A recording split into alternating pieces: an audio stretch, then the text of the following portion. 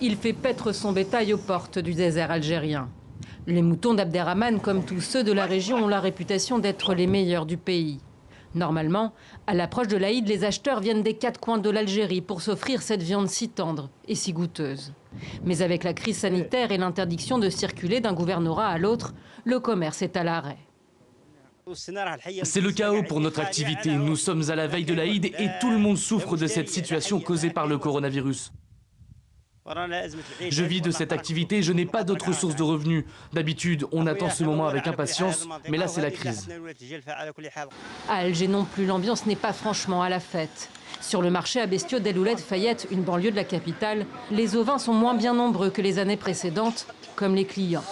Tayeb Bermila pointe du doigt la crise.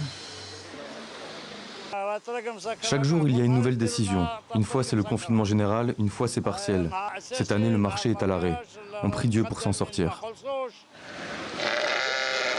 Les acheteurs sont d'autant plus timides que le prix du mouton a considérablement augmenté cette année, de 30 à 40% par rapport à l'an dernier.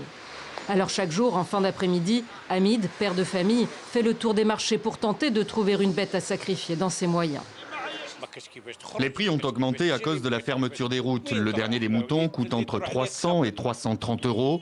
Avec le confinement, on ne peut pas se déplacer pour en acheter ailleurs. En plus, il y a aussi le risque d'infection. On ne sait plus quoi faire. Qui sait, peut-être que les moutons sont porteurs de virus. Une fois de plus, Hamid est reparti bredouille.